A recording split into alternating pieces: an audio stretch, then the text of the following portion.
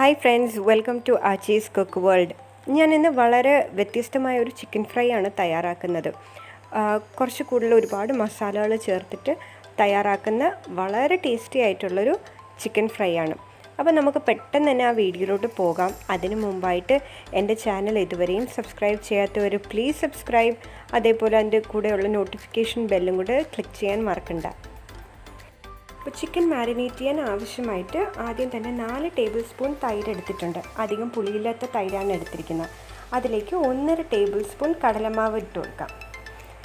ഇനി അതിലേക്ക് ഞാനൊരു 1/2 ടീസ്പൂണോളം വറ്റൽമുളക് ചതച്ചതാണ് ചേർത്ത് കൊടുത്തത്. എന്നിട്ട് 1 ടേബിൾ സ്പൂൺ മുളക് പൊടി, വറ്റൽമുളക് ഇല്ലെങ്കിൽ മുളക് പൊടി ഇട്ടുകൊടുത്താൽ മാത്രം മതിയാവും. ഇനി അതിലേക്ക് 1 ടേബിൾ സ്പൂൺ മല്ലിപ്പൊടിയും ചേർത്ത് കൊടുത്തു. ഇനി 1/2 ടീസ്പൂൺ ജീരകപ്പൊടിയും കൂടെ ചേർത്ത് കൊടുക്കാം. ഞാൻ ഇതിൽ 1 ടേബിൾ സ്പൂൺ കുരുമുളക് പൊടി ഇടുന്നുണ്ട്. കുരുമുളക് പൊടി ഇട്ടതിന് ശേഷം ഇതിലൊരു 1/2 ടീസ്പൂൺ ജാതിക്കപ്പൊടി ഇടുന്നുണ്ട്. ജാതിക്കയുടെ പൊടി ഇല്ലെങ്കിൽ ഇടണമെന്നില്ല, ഉണ്ടെങ്കിൽ അത്രയും ടേസ്റ്റ് കൂടും. ഇനി ഇതിൽ ഇഞ്ചി വെളുത്തുള്ളി പേസ്റ്റ് 1 ടേബിൾ സ്പൂണും ആവശ്യത്തിനുള്ള ഉപ്പും ചേർത്തിട്ടുണ്ട്. ഇനി 1 ടേബിൾ സ്പൂൺ എണ്ണയും 1 ടേബിൾ സ്പൂൺ വിനാഗറും കൂടെ ചേർത്ത് കൊടുക്കാം. വിനാഗർ കൂടെ ചേർത്ത് കൊടുക്കുമ്പോൾ ചിക്കൻ കുറച്ചും കൂടെ സോഫ്റ്റ് ആവും. ഇനി ഇത് നന്നായിട്ടൊന്ന് മിക്സ് ചെയ്തെടുക്കാം.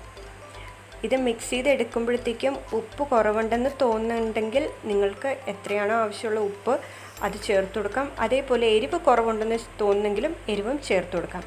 അപ്പോൾ നമ്മളുടെ മിക്സ് തയ്യാറായിട്ടുണ്ട്. ഇനി ഞാനിവിടെ ഒരു 1/2 കിലോ ചിക്കനാണ് എടുത്തിരിക്കുന്നത്. വലിയ ഫ്രൈ പീസായിട്ടാണ് എടുത്തിട്ടുള്ളത്. അത് നല്ല രീതിയിൽ കട്ട് ചെയ്ത് വരഞ്ഞ് വെച്ചിട്ടുണ്ട്. നല്ല ഡീപ്പ് കട്ടായിട്ടാണ് കൊടുത്തിട്ടുള്ളത്. അതാകുമ്പോഴത്തേക്കും മസാലയൊക്കെ അതിൻ്റെ അകത്ത് പിടിക്കാനാണ് ഇതേപോലെ ഞാൻ കട്ട് ചെയ്ത് വെച്ചിരിക്കുന്നത്. ഇനി ഈ ചിക്കനിലേക്ക് നമുക്ക് മസാല ഇട്ട് കൊടുത്ത് നന്നായിട്ട് യോജിപ്പിച്ചെടുക്കാം. ഇത് നല്ല രീതിയിൽ ആ കട്ട് ചെയ്ത് വെച്ചിരിക്കുന്ന ആ വരഞ്ഞ് വെച്ചിരിക്കുന്ന കട്ടിലോട്ടൊക്കെ നല്ല രീതിയിൽ മസാല തേച്ച് പിടിപ്പിച്ച് കൊടുക്കണം. എന്നാൽ മാത്രമേ ആ ചിക്കൻ്റെ ഉള്ളിലോട്ട് ശരിക്കും ആ മസാല പിടിച്ചിട്ട് നമുക്ക് നല്ല ടേസ്റ്റ് കിട്ടത്തുള്ളൂ. അപ്പോൾ ഇതേപോലെ നമുക്ക് നല്ല രീതിയിൽ ചിക്കൻ മാരിനേറ്റ് ചെയ്തെടുക്കാം. അപ്പോൾ ചിക്കൻ മാരിനേറ്റ് ചെയ്ത് വെച്ചിട്ടുണ്ട്. ഇത് ഇനിയൊരു കുറഞ്ഞതൊരു 1/2 മണിക്കൂറെങ്കിലും നമ്മൾ അടച്ച് ഫ്രിഡ്ജിൽ വെച്ചിരിക്കണം. ഫ്രിഡ്ജിൽ വെക്കുമ്പോൾ പെട്ടെന്ന് തന്നെ ആ അരപ്പൊക്കെ പിടിക്കാൻ ചാൻസ് ഉണ്ട്. മിനിമം ഒരു 1/2 മണിക്കൂറെങ്കിലും വെക്കണം.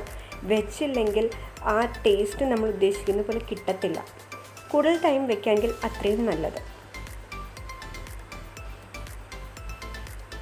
അപ്പോൾ 1/2 മണിക്കൂർ ആയിട്ടുണ്ട്. എൻ്റെ ചിക്കൻ നല്ല രീതിയിൽ മാരിനേറ്റായി കിട്ടിയിട്ടുണ്ട്. ഇനി അടുത്ത് നമുക്ക് ഫ്രൈ ചെയ്യാനുള്ള സ്റ്റെപ്പിലേക്ക് പോകാം. അപ്പോൾ ഞാനിവിടെ ഫ്രൈ പാൻ വെച്ചിട്ടുണ്ട്. ഫ്രൈ പാൻ ചൂടായിട്ടുണ്ട്. ഇനി ഇതിലേക്ക് കുറച്ച് എണ്ണ ഒഴിച്ചെടുക്കാം. വളരെ കുറച്ച് എണ്ണ മതി. ഡീപ്പ് ഫ്രൈ ഒന്നും ചെയ്യണ്ട. അതുകൊണ്ട് വളരെ കുറച്ച് എണ്ണ, നമ്മൾ നോർമലി ചിക്കൻ ഫ്രൈ ചെയ്യാൻ വേണ്ടിയിട്ടുള്ള എണ്ണ മാത്രം മതി. ഇനി ഇതിലേക്ക് നമുക്ക് ചിക്കൻ ഓരോന്നായിട്ട് ഇട്ട് കൊടുക്കാം.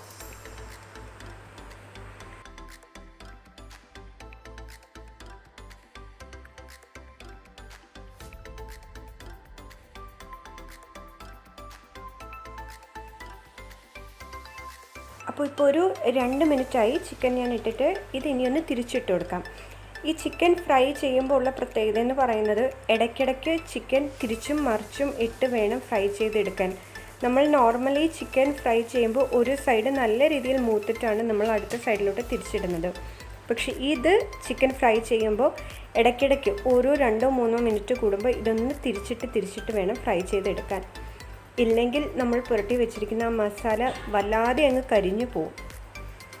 അപ്പോൾ ഇതേപോലെ ഞാൻ ഓരോ 2-3 മിനിറ്റും കൂടുമ്പോഴത്തേക്കും ഞാനിത് തിരിച്ചും മറിച്ചിട്ട് ഫ്രൈ ചെയ്തെടുക്കുന്നുണ്ട്. അപ്പോൾ ചിക്കൻ്റെ എല്ലാ സൈഡും ഒരേപോലെ ഫ്രൈ ചെയ്ത് ആ മസാലയൊക്കെ നല്ല രീതിയിൽ മൂത്ത് കിട്ടും. ചിക്കൻ നല്ല രീതിയിൽ ഫ്രൈ ആയിട്ട് വന്നിട്ടുണ്ട്. ഇനി ഇത് സെർവ് ചെയ്യാം.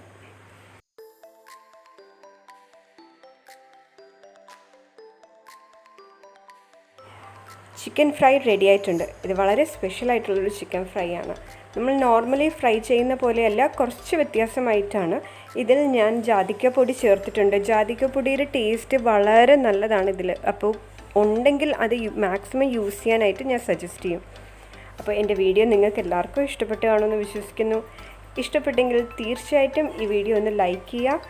അതേപോലെ നിങ്ങളുടെ ഫ്രണ്ട്സുമായിട്ടൊന്ന് ഷെയർ ചെയ്യുക. നിങ്ങളെ വിലയേറിയ കമൻസും കൂടെ ഇടാൻ മറക്കരുത്. അപ്പോൾ ഞാൻ ഇനി അടുത്ത വീഡിയോ ആയിട്ട് വരാം. Till then, bye bye.